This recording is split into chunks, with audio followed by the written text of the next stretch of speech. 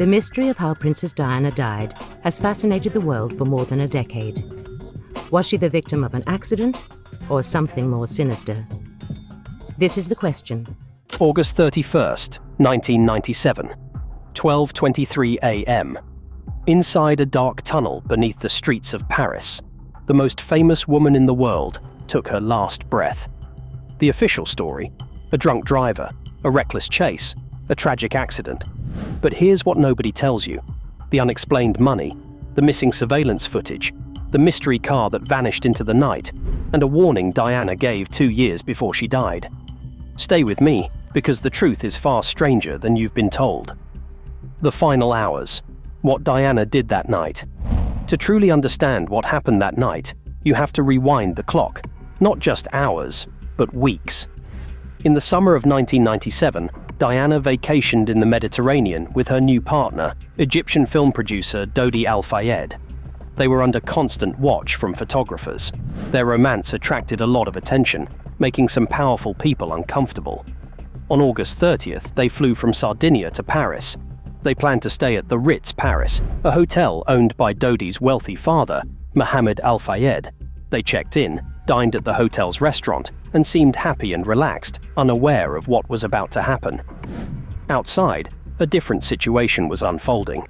A large group of photographers waited outside the Ritz, eager for a chance to photograph Diana and Dodi.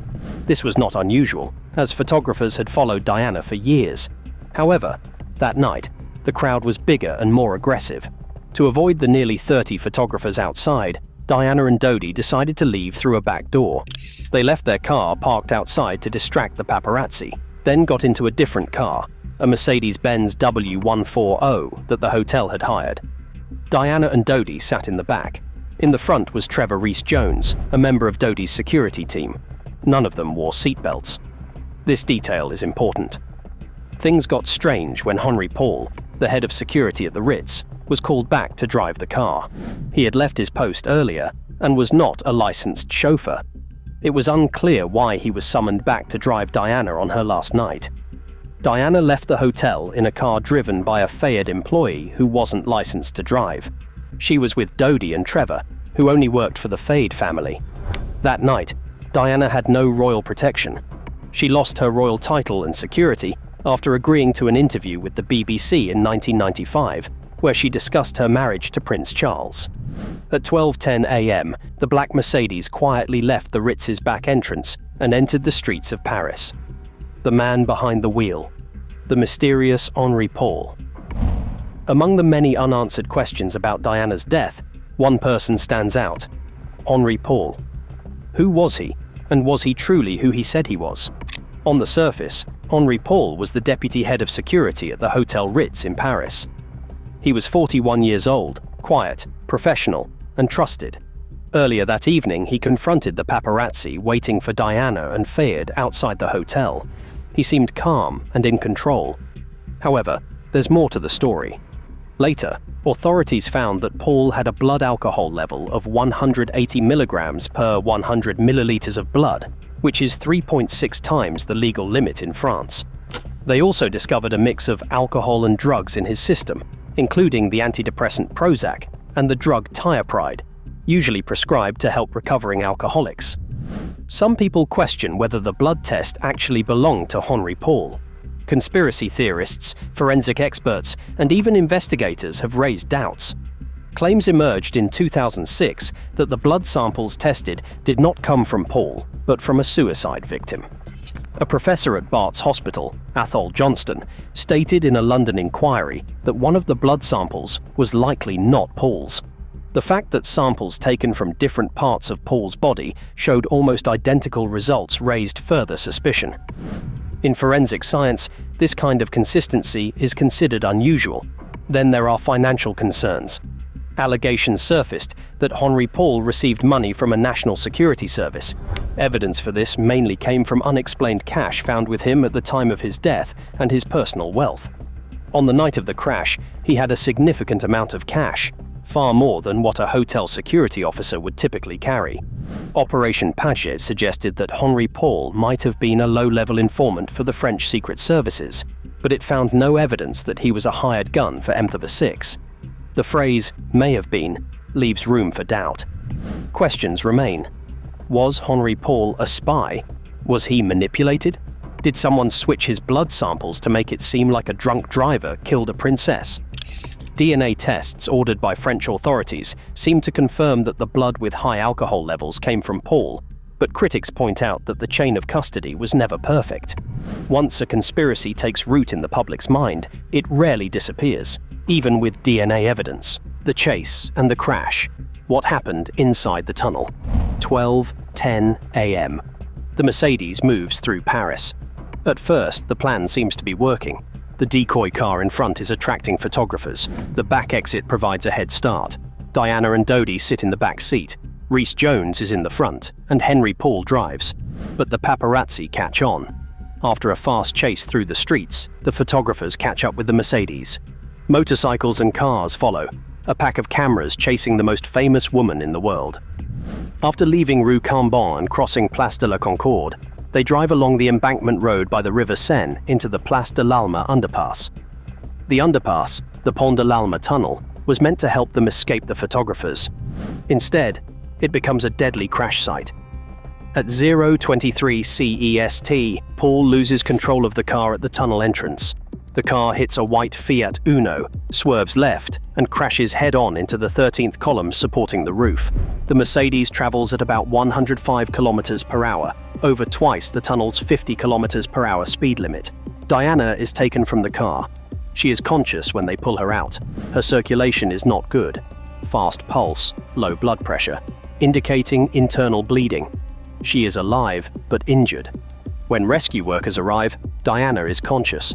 She says, "My God," and "leave me alone" to the cheering paparazzi. Consider that.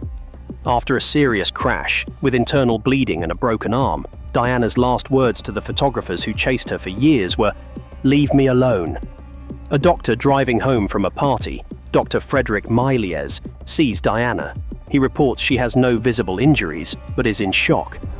She seems very upset, pulls out her IV drip while shouting incoherently, and after being sedated and removed from the car at 1 o'clock, she goes into cardiac arrest. Her heart starts beating again after CPR. Dodie Fayed and Henri Paul did not survive. Both are found dead in the car and are pronounced dead at the scene. Trevor Rhys Jones, the bodyguard who wears a seatbelt, survives. He is critically injured but alive. Diana is moved to the ambulance at 1:18, leaves the scene at 1:41, and arrives at Pitié-Salpêtrière Hospital at 2:06. Total time from crash to hospital, 1 hour and 43 minutes. The medical delay. Could Diana have been saved? This text raises an important question that keeps doctors, journalists, and Diana's closest friends awake at night, even after nearly 30 years. Could she have survived? Princess Diana suffered internal injuries, but did not arrive at the hospital in Paris for 110 minutes. This delay came too late for surgery that might have saved her life. 110 minutes.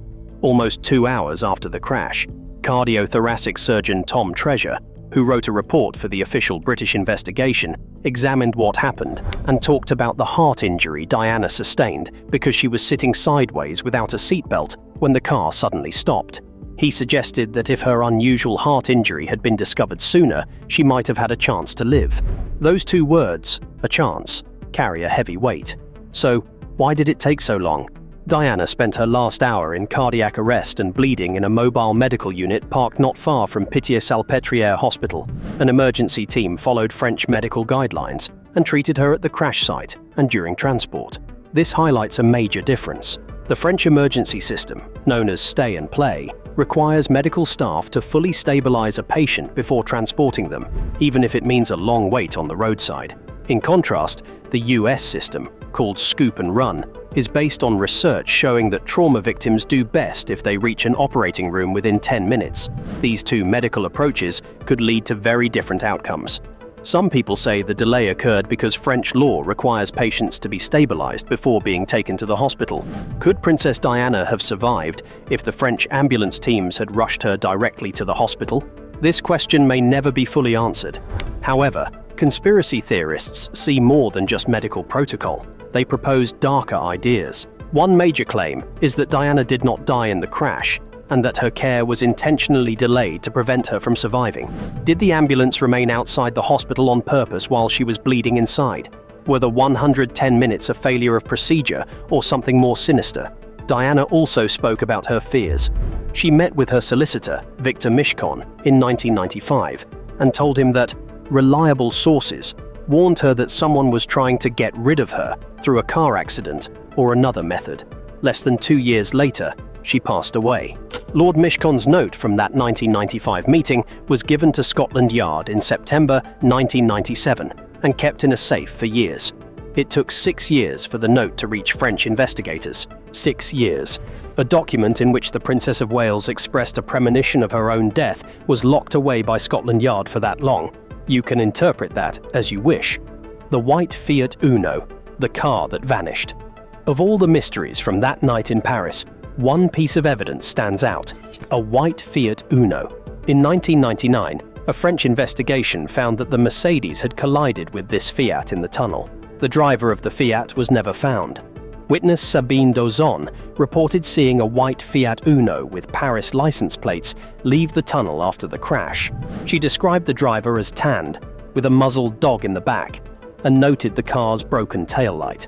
Martine Montet, a police officer from France's Brigade Criminelle, arrived at the scene and discovered white paint on the Mercedes, pieces of broken taillight, and tiny pearls belonging to Princess Diana.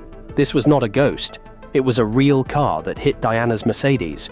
Martine Montet confirmed that the Mercedes had collided with another vehicle moments before entering the Pont de l'Alma tunnel, causing it to swerve, hit a curb, and crash into a pillar. This raises questions. Who was driving the Fiat? And why did they leave the scene? Mohamed Al-Fayed claimed that MI6 used the Fiat to cause the Mercedes to crash purposefully. He alleged that the Fiat belonged to French photojournalist James Anderson, whom he called a security services agent. Anderson had photographed Diana in Saint-Tropez just weeks before her death. Then, in May 2000, Anderson died in a car fire, reportedly with a hole in his head, sparking new theories. Operation Paget found that Anderson's Fiat was not roadworthy. It was 9 years old, had 325,000 kilometers on it, and had not been maintained in years. Thus, investigators ruled him out as a suspect. However, his strange death and connection to Diana kept doubts alive. Another suspect was a man named Levan Tan. French detectives questioned him in 1997 and ruled him out, but friends and family noticed inconsistencies in his story. He has since refused to answer any questions from investigators. 25 years after Diana's death, investigators still say that the failure to find the white Fiat Uno that was in the tunnel that night is a lasting frustration. For the world, it remains a wound that never healed. The verdict, the cover-up claims, and the truth we're left with. After everything, investigations, documentaries, DNA tests, and testimonies, what do we actually know about Diana's death? Official investigations in Britain and France concluded that Diana died in a way that matched media reports about the car crash in Paris. In 1999, French judge Hervé Stéphan found that the paparazzi were far from the Mercedes when it crashed and were not responsible for her death. A French court ruled that the crash was an accident caused by Henri Paul, who was drunk and driving at twice the legal speed limit. A British inquiry, led by Metropolitan Police Chief John Stevens, also found that Paul was drunk and speeding to avoid photographers. In 2006, Stevens stated that Diana's death was a tragic accident. The British inquest was the most detailed examination of all. In April 2008, a jury said that Diana and Dodi were unlawfully killed due to their driver Henry Paul's gross negligence and the actions of the paparazzi. This verdict was not murder or conspiracy, but it wasn't a clean accident either. This was unlawful killing. The jury noted that Diana and Dodi's deaths were partly caused by their not wearing seatbelts and by the Mercedes hitting a pillar in the Pont de l'Alma tunnel instead of colliding with something else. The seatbelt is a crucial detail. Diana's sister, Lady Sarah McCorquodale, said, "She was religious in putting on her seatbelt. Why didn't she put it on that night? I'll never know." Still, conspiracy theories persist. Mohamed Al-Fayed never gave up on his claims. British coroner Lord Justice Scott Baker found no evidence to support Al-Fayed's theory of a conspiracy involving the British Secret Service and Prince Philip. Forensic expert Angela Gallup examined the evidence and found no grounds for a murder claim. Al-Fayed's theory suggests that Henry Paul was an informant for security services who might have caused the crash deliberately. The inquest included testimonies from key figures like Diana's butler, Paul Burrell, and the head of MI6, and the jury had to decide if the crash was planned. Their answer was no. However, questions remain. The lack of CCTV footage of the Mercedes' journey from the hotel to the crash site raises suspicions. According to The Independent, in 2006, 14 CCTV cameras in the Pont de l'Alma underpass did not capture the fatal collision. 14 cameras, but no footage. The truth is uncomfortable. The official verdict says accident, but the evidence points to chaos, negligence, and reckless speed. Unanswered questions, like the missing Fiat, the locked note, the silent cameras, and the lost minutes, remain even after the inquest closed. Diana once said in a famous interview, "I'd like to be a queen in people's hearts." She got her wish, but it cost her everything. Now, 28 years later, the questions still linger in the dark of that Paris tunnel. So, what do you believe? Was it a tragic accident due to speed, alcohol, and media pressure? Or do the unexplained details suggest something darker? Share your thoughts in the comments. If you want to learn more, my next video will discuss the Mishcon note and Diana's own fears. Like, subscribe, and I'll see you next time. Stay curious.